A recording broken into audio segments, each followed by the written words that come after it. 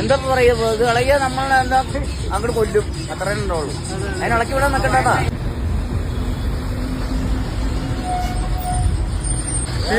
വിവരം പഠിക്കും. നമ്മുടെ പാലക്കാട് കാഴ്ചപ്പറമ്പ് ജംഗ്ഷനിൽ കണ്ടില്ലേ, മരത്തില് ബസ് സ്റ്റോപ്പാണത്. ഈ മരത്തിന് മേലെ വലിയൊരു തേനീച്ചക്കൂടുണ്ട്.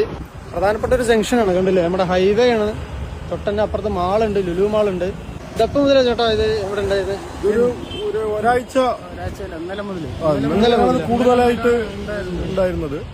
ഇത് ബസ് സ്റ്റോപ്പാണ്, നിറയെ യാത്രക്കാർ ബസ് കാത്ത് നിൽക്കുന്ന സ്ഥലമാണ്. ഒരു 2 മാസം മുമ്പ് ഇവിടെ അതുമാതിരി അപ്പുറത്ത് ഒരു 100 മീറ്റർ അപ്പുറത്ത് ഒരു മരത്തിൽ ഇങ്ങനെ തേനീച്ച ഇളകി 4 പേരെ കുത്തി 15 ദിവസം ഹോസ്പിറ്റലിൽ കിടന്ന് വന്നിട്ടുണ്ടായിരുന്നു. അപ്പൊ അതുകൊണ്ട് ഇത് എത്രയും എങ്ങനെയെങ്കിലും അധികാരികളുടെ ശ്രദ്ധയിൽപ്പെടുത്തിയത് ഒഴിവാക്കാൻ.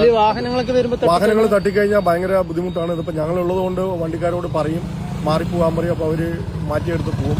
ഇടയ്ക്ക് ഓരോന്നൊക്കെ ഇളകി വരുന്നുണ്ട്. ഇത് ഇവിടെ സ്കൂളും കുട്ടികളും വരുന്നത് കൊണ്ട് ഇപ്പൊ 2 ദിവസം സ്കൂളില്ലാത്തതുകൊണ്ട് വലിയ ബുദ്ധിമുട്ടില്ല. ബസ് സ്റ്റോപ്പൊക്കെയാണ്, ബസ്സുകളൊക്കെ നിൽക്കുന്നുണ്ട്. അവിടെ ഉണ്ടായിട്ട് കാര്യമില്ലല്ലോ. ഉണ്ടാകുന്നതിന് മുമ്പ് ശ്രദ്ധിക്കേണ്ടത്. പരാതി പറഞ്ഞിരുന്നു. ഫോറസ്റ്റിൽ വിളിച്ചു പറഞ്ഞു, മറ്റേ ഫയർഫോഴ്സിൽ വിളിച്ചു പറഞ്ഞു, പഞ്ചായത്തിലും അറിയിച്ചു. പക്ഷെ ഡേഞ്ചറാണ്. നമുക്ക് മുരുകൻകോലിലൂടെ ദൂരം ഉണ്ടായിട്ട് ഒരുപാട് ആൾക്കാർക്ക് ബുദ്ധിമുട്ടുണ്ടായിരുന്നു, അപകടത്തിൽപ്പെട്ടതുകൊണ്ട്. പ്രധാനപ്പെട്ട ഒരു ബസ് സ്റ്റോപ്പ് കൂടിയാണ്. നിരവധി സ്കൂൾ കുട്ടികളടക്കം ഇപ്പൊ സ്കൂൾ കൂടി തുറന്നിരിക്കുക. കുട്ടികളെല്ലാവരും ബസ് കയറുന്നൊരു സ്റ്റോപ്പാണ് ഇവിടെ. അവിടെയാണ് ഇത്രയും വലിയൊരു തേനീച്ചക്കൂട്.